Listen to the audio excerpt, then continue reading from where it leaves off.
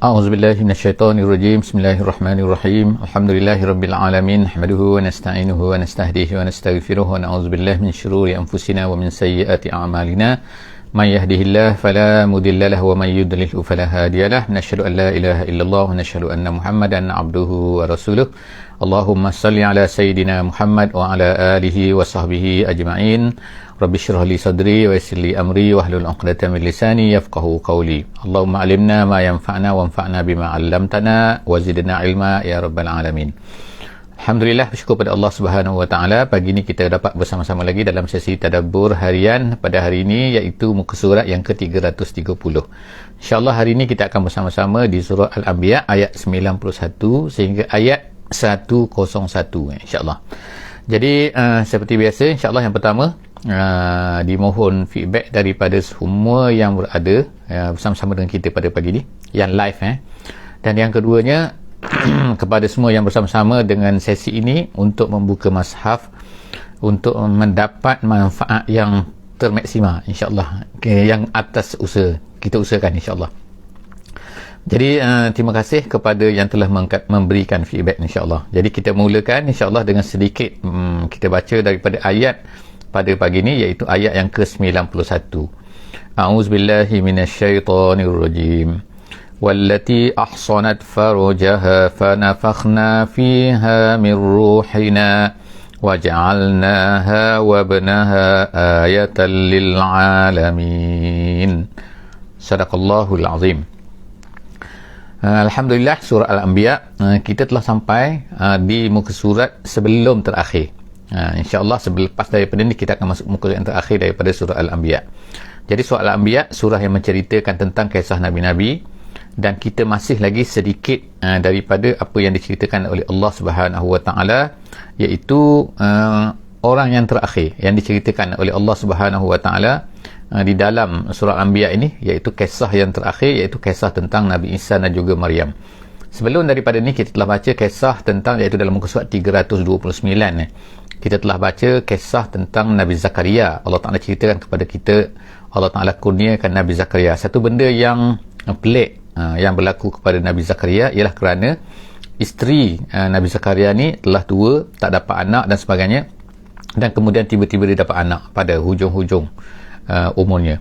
Jadi itu adalah satu keajaiban dia. Tetapi apa yang berlaku kepada Maryam ni dan juga Nabi Isa lebih ajaib lagi, iaitu Nabi minta maaf Maryam alaihissalam Maryam lah kita kata alaihissalam. Allah Ta'ala moga-moga Allah Ta'ala kurniakan anugerah kepadanya yang hebat, kerana Allah Ta'ala telah ceritakan banyak dalam surah dalam Quran ni tentang Maryam.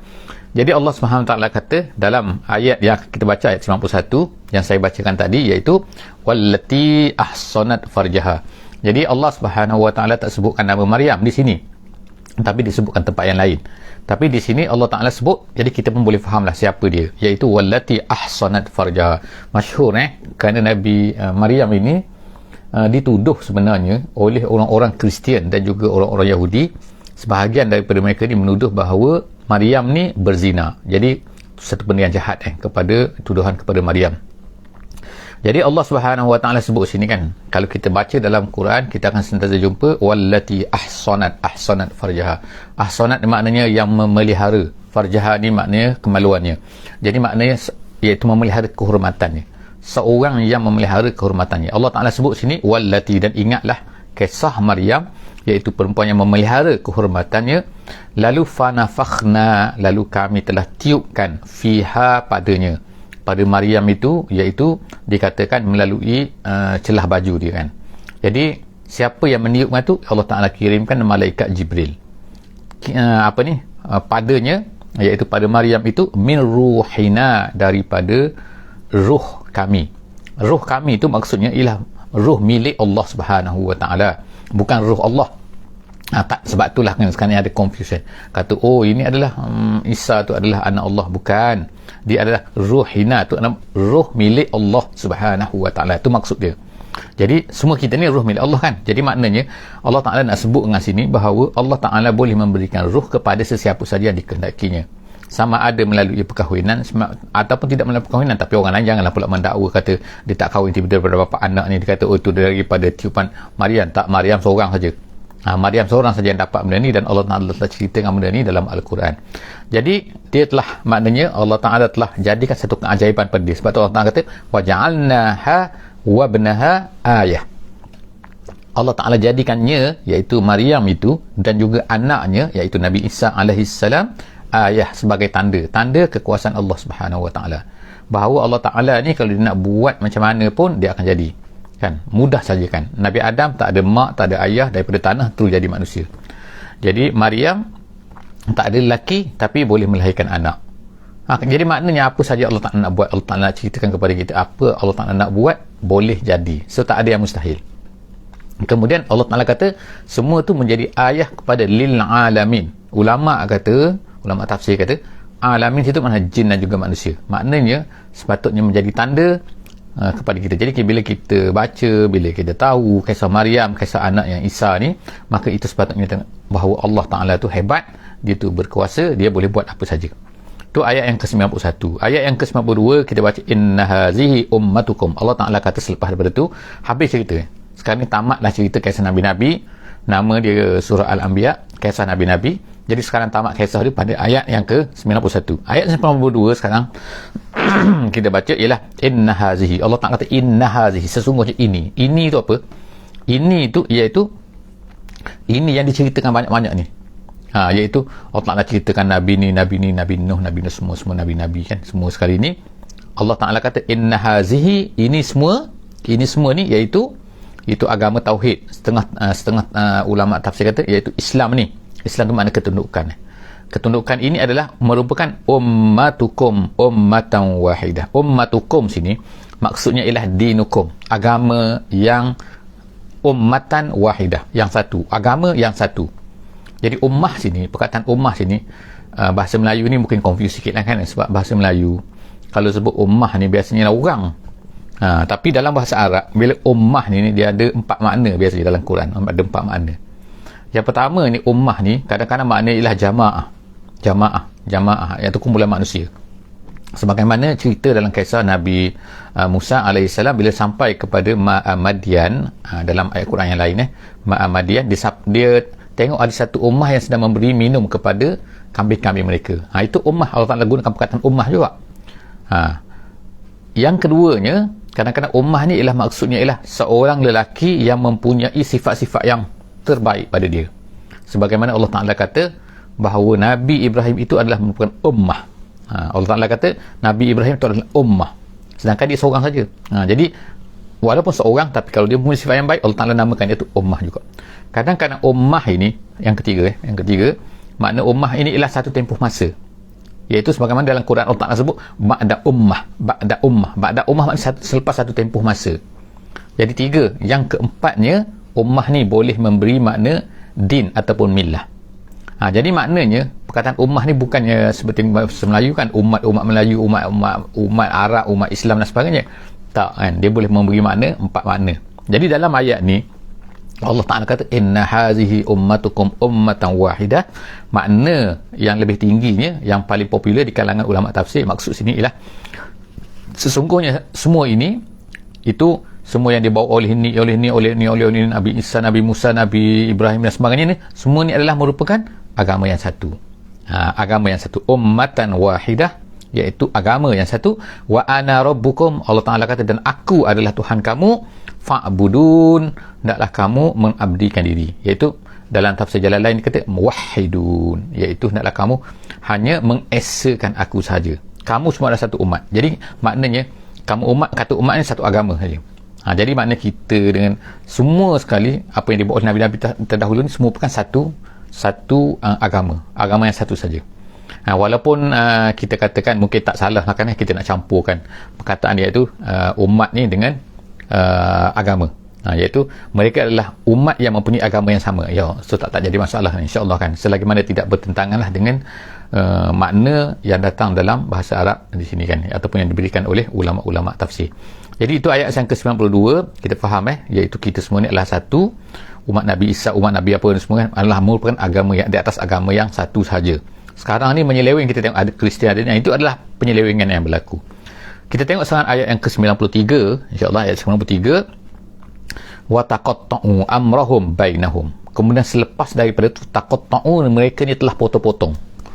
Potong-potong amrahum, urusan mereka, bainahum, sesama mereka. Maksud ni sini ulama tafsir kata ialah maknanya yang selepas daripada itu, yang sebelum daripada Nabi Muhammad kan, iaitu orang ni potong makna Kristian, Yahudi, mereka dulu satu, tapi lepas tu mereka potong-potong. Wa taqatta'u amrahum, mereka berbeza-beza pendapat, maksud dia kan, iaitu akhirnya keluar dalam agama Yahudi macam-macam puak, keluar dalam agama Kristian macam-macam puak. Sebab tu dalam hadis kata, iaitu umat Nabi Yahudi berpecah macam ni, umat Nabi Musa berpecah macam ni kan, Nabi Isa berpecah macam ni. Jadi umat aku pun akan berpecah juga.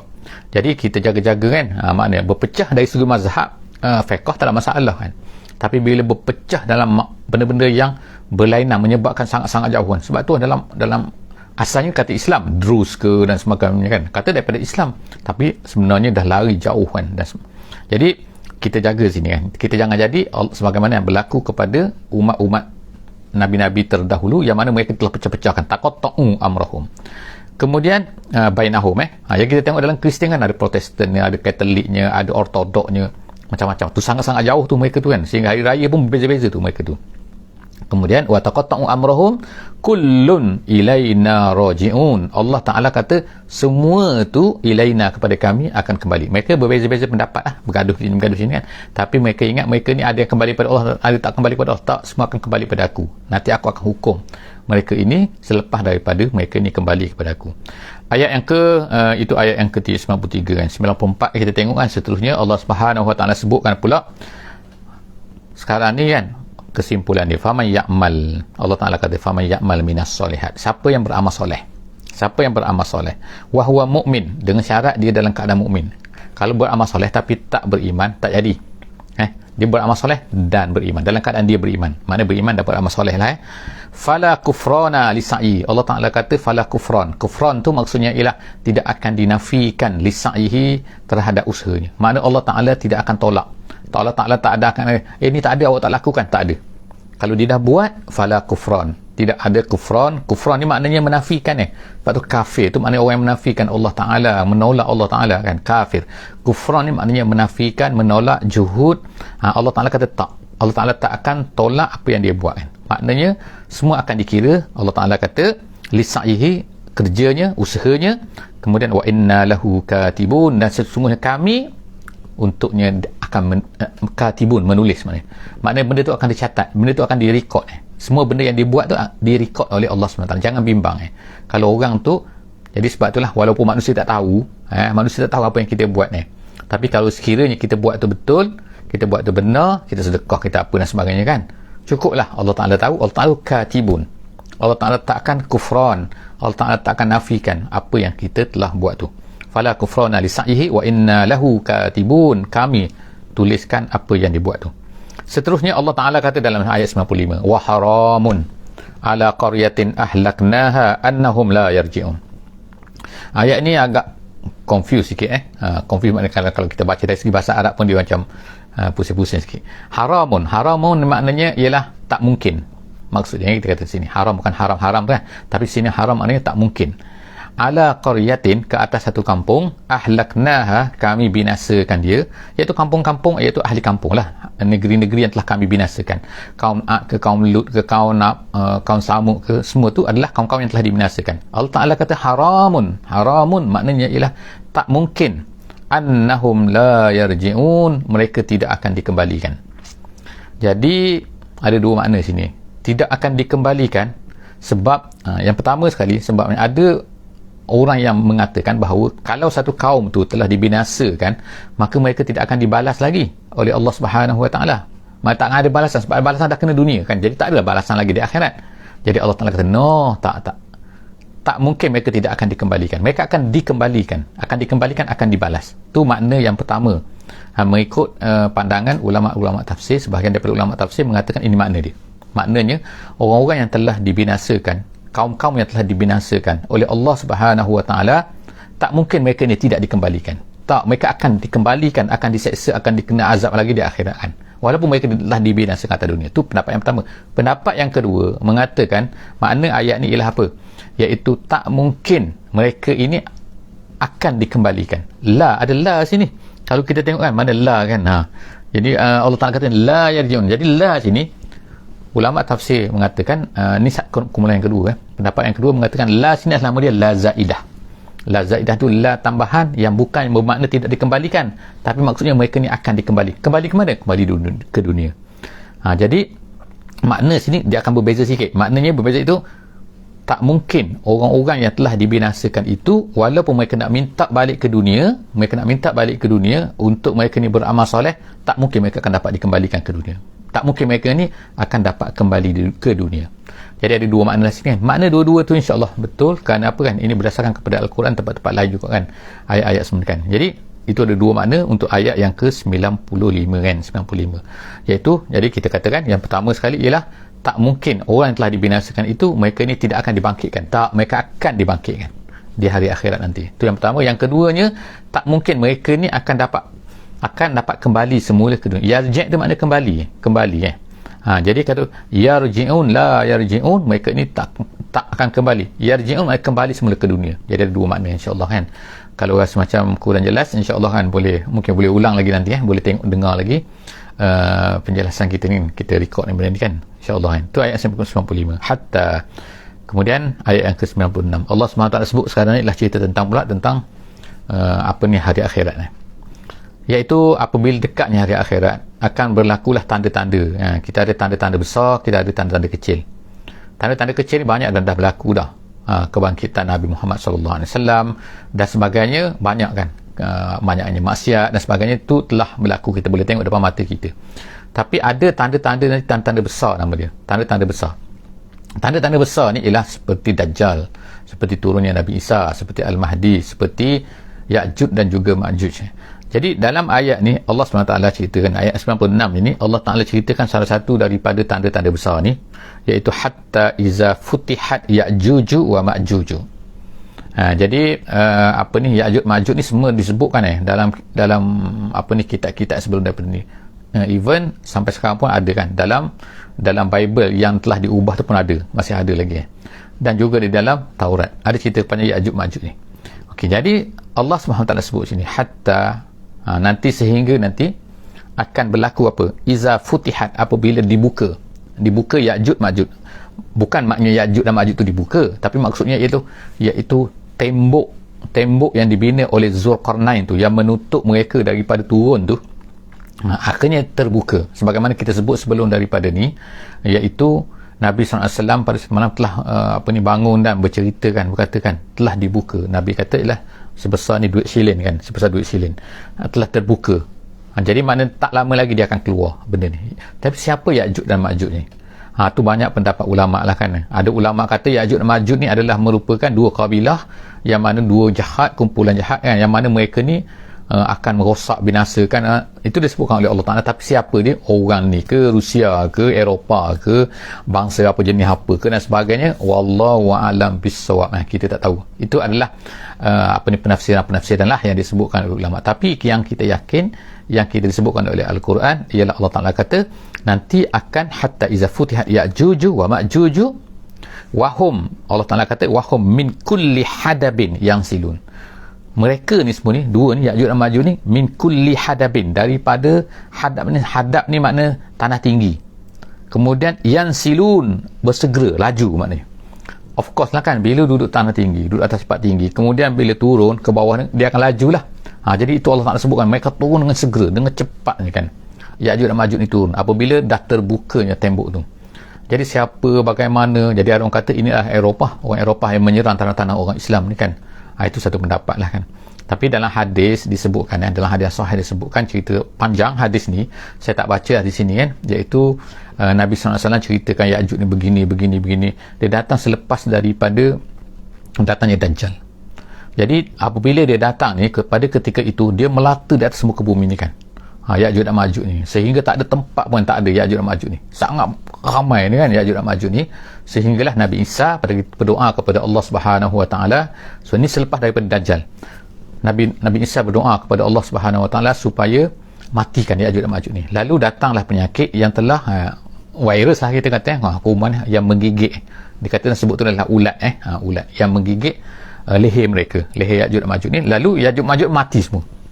Bila mati, jadi merata-rata tempat ni jadi busuk, jadi bangkai mereka. Jadi kemudian Nabi Isa telah berdoa kepada Allah Subhanahu Wa Taala supaya Allah Taala hilangkan benda ni. Jadi akhirnya Allah Taala telah kirimkan burung yang datang burung tu sangat besar, dia katakan paruh-paruh di kepala dia macam unta besar. Jadi dia ambil setiap daripada itulah bangkai-bangkai Ya'juj dan Ma'juj tu, sebab dah busuk kan, dia angkat semua oleh burung-burung tadi tu, lalu dibawalah ke satu tempat dia kata mahbil, dalam hadis sebut mahbil, iaitu disebutkan dihantar ke mahbil.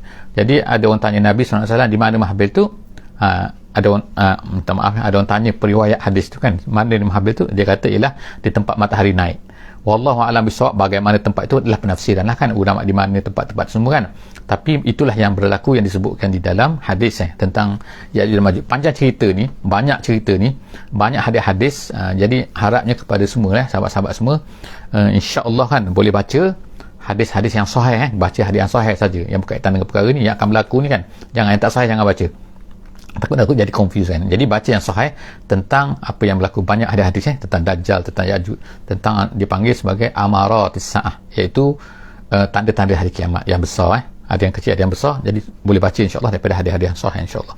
Jadi Allah SWT kata selepas daripada tu, ayat yang ke-97 ayat yang ke-97 Allah Taala kata waqtarabal wa'dul al-haqqu. Lalu dekatlah pada masa itu, dekatlah al-wa'dul haqqu, maknanya hari kiamat.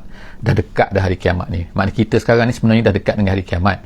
Kau nak bandingkan dengan orang-orang sebelum daripada kita, Nabi Muhammad SAW, sahabat-sahabat kan 1400 tahun yang lampau. Maknanya kita ni dah mendekati 1400 tahun lah kepada hari kiamat. Berapa lama lagi masa kita, wallahu a'lam. Yang penting apakah amalan kita untuk menghadapi kiamat ni, sama ada kiamat kita mati ataupun kiamat yang kiamat kan. Jadi Allah SWT kata waqtarabal wa'dul haq, telah dekat dah fa iza hiya syakhisah. Allah Ta'ala kata apabila datangnya hari kiamat ni, maka hiya syakhisatul absarul lazina kafaru. Pada masa tu syakhisah ni makna memandang, dalam bahasa Arab ni makna memandang pada satu benda tak pandang pada tempat lain dah. Itu syakhisah. Jadi syakhisah, absar tu mata, pandangan. Jadi maksudnya ialah pada masa terbeliak, apa kita nak kata, terbelalak. Tu kan dalam bahasa Melayu, terbelalaklah mata.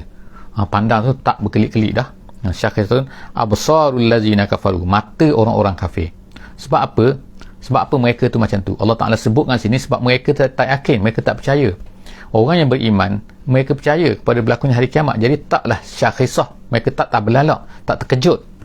Kita ni alhamdulillah kan, kita ni diajarkan tentang rukun iman semua kan, kita percaya bahawa kiamat tu akan berlaku. Jadi apabila berlaku, mana kita tak terkejut kan. Orang panggil terkejut beruk, terkejut apa kan, tapi maknanya ialah orang kafir dia, mereka akan terbelalak. Lalu mereka akan berkata pada masa tu, ya wailana qad kunna fi ghaflatin min hadza bal kunna zalimin. Jadi kata-kata mereka, itulah kata-kata mereka tu nak menunjukkan bahawa mereka ni sebenarnya ialah tak bersedia, tak percaya, tak yakin dengan apa yang berlaku tu. Jadi Allah Ta'ala kata ya wailana, celakalah kami. Celaka kami kenapa? Rupanya berlaku sungguh. Kami tak percaya dulu, sekarang berlaku betul-betul. Gitu kan. Qad kunna fi ghaflatin min hadza. Mereka kata dulu kami memang ghaflah, lalai. Jadi ingat kita kadang-kadang orang Islam pun kadang-kadang lalai. Bukan tak yakin pada akhirat, tapi lalai daripada akhirat tu. Sehingga tu dipanggil ghaflah kan. Ghaflah kata lara ke sebagainya. Macam tak bersedia pun kan. Nanti tiba-tiba berlaku. Macam itulah, macam kata nak exam, esok exam tak baca langsung pun. Itu jadi terkejut beruk lah apa gitu kan. Itu jadi maknanya sini ghaflatin. Orang kafir Allah Ta'ala sebut mereka tak yakin, mereka tak percaya, mereka ghaflah, lalu tiba-tiba berlaku kiamat. Jadi bal kunna zalimin. Bahkan dia kata kami ni zalim. Zalim maksudnya bukan zalim boleh buat zalim macam bahasa Melayu tu, tapi zalim di sini maksudnya ialah kami tak percaya pun kepada apa yang disebut ni. Tiba-tiba ianya berlaku.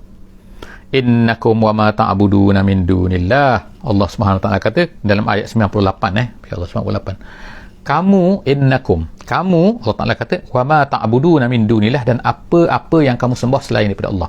Maknanya kamu dan juga patung-patung kamu, berhala kamu, apa-apa saja yang kamu sembah. Wa ma ta'buduna min dunillah ni, kata setengah ulamanya, bukan patung tu, tapi ialah apa? Iaitu penyuruh kepada penyembah tu, iaitu syaitan. Siapa yang menyuruh mereka sembah syaitan? Menyembah apa ni? Menyembah patung-patung tu, syaitan. Jadi syaitan, kamu dan juga syaitan tu, Allah Ta'ala kata, innakum wa ma ta'buduna min dunillah, tapi kata ulama yang masyhurnya ialah, maksudnya ialah tu patung-patung tu sendiri. Allah Ta'ala kata hasabu jahannam. Hasabu ni maknanya bahan api, maknanya bila kita letak dalam api, dia akan menambahkan lagi menyala api tu. Jadi kamu ni dan juga apa yang kamu sembah tu, Allah Ta'ala kata akan menjadi sebagai hasabu jahannam, sebagai bahan api kepada api neraka jahannam tu. Antum laha waridun, dan kamu semua laha kepada neraka itu waridun. Waridun makna dakhilun, makna tak boleh lari.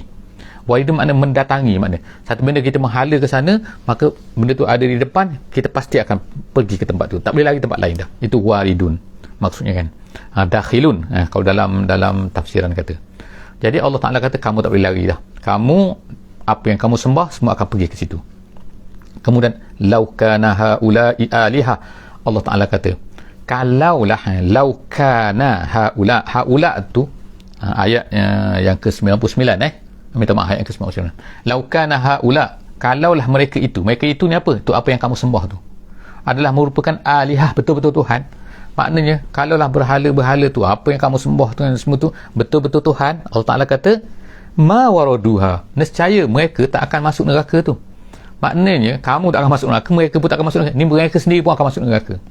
Apa yang kamu sembah tu. Jadi wa kullun fiha khalidun, dan kemudian Allah Ta'ala kata wa kullun ni makna semua tu makna apa? Semua apa? Semua kamu dan juga apa yang kamu sembah tu, dua-dua tu lah makna kan. Penyembahnya, apa yang disembahnya, kullun fiha khalidun, Allah Ta'ala kata akan kekal berada dalam neraka tu. Maknanya bukan sekadar masuk, bukan sekadar walidun tadi tu, tapi akan kekal berada dalam tu, tak keluar-keluar dah. Kalau orang tu orang beriman, kalau orang beriman dia lain. Orang beriman, mereka ni akan masuk neraka juga, tapi lepas tu akan dikeluarkan. Tapi bila tidak beriman, mereka akan masuk dan kekal dalam tu. Tu beza dia lah kan. Khaliduna, dalam setengah ayat disebut khalidina fiha abada, mereka tu kekal dalam tu selama-lamanya.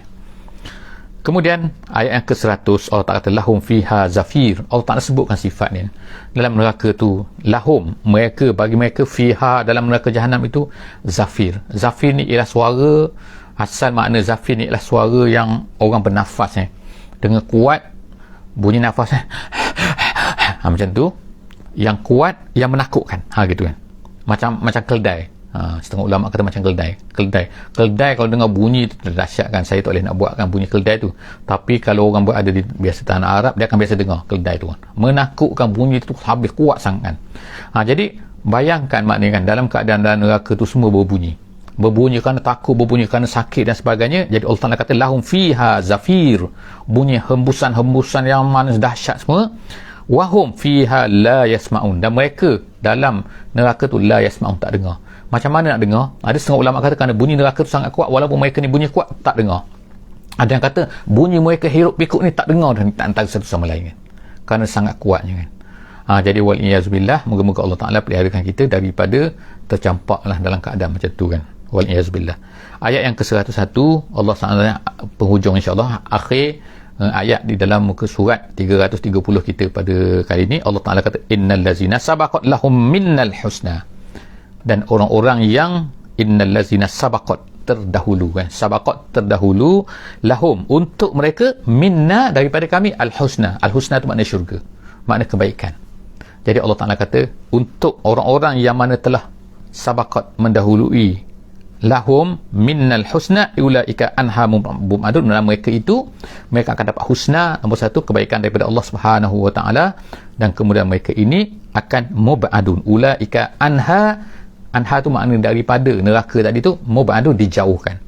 Jadi orang-orang yang beriman, orang-orang yang baik, Allah Ta'ala telah buat baik atas dunia ni, maka Allah Ta'ala akan pelihara dia, jauhkan dia daripada mubadun, dijauhkan daripada neraka tadi tu.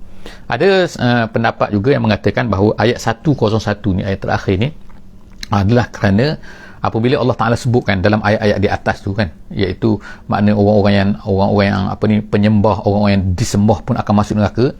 Ada seorang tu dia berkata, dia ni nama dia Ibnu Zuba'ra. Nama dia Ibnu Zuba'ra. Dia katalah kepada Nabi, oh kalau macam tu orang Kristian sembah Nabi Isa, ada orang sembah malaikat, ada orang sembah Uzair bin Allah kan, tu orang Yahudi. Jadi kalau macam tu Uzair pun masuk neraka jugalah, sebab dalam Quran tadi kamu kata bahawa yang disembah pun akan masuk neraka juga. Habis itu Nabi Isa pun masuk neraka jugalah, malaikat pun masuk neraka jugalah, kata Ibnu Zuba'ra. Jadi ayat ini, ayat 101 ni menjawab syubhat tersebut kan, kekeliruan tersebut.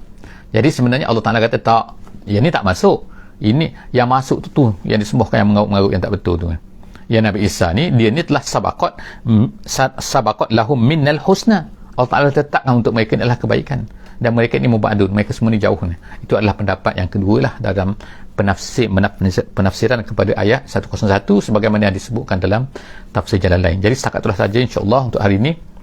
Jumpa lagi insya-Allah di akhir surah Al-Anbiya, iaitu di muka surat 331 dalam sesi akan datang insya-Allah, iaitu pada hari Isnin insya-Allah, hari Isnin, iaitu 2 hari lagi, bukan esok tapi hari Isnin. Esok kita ada hadis Riyadhus Shalihin. Setakat itulah saja insya-Allah. Jangan lupa untuk share, untuk hantar link, share link kita ni kepada semua. Moga-moga akan mendapat manfaat, dan kita akan mendapat pahala insya-Allah kalau orang mengikuti apa yang kita sharekan tu. Moga-moga Allah Ta'ala akan kurniakan kepada kita sedikit kefahaman daripada pembacaan kita pada setiap pagi ini insya-Allah. Aqulu qouli hadza wa astaghfirullahal azim li wa lakum. Bismillahirrahmanirrahim. Wal 'asri innal insana lafi khusr illa allazina amanu wa amilus solihat wa tawasaw bil haqqi wa tawasaw bis sabr. Wassalamualaikum warahmatullahi wabarakatuh.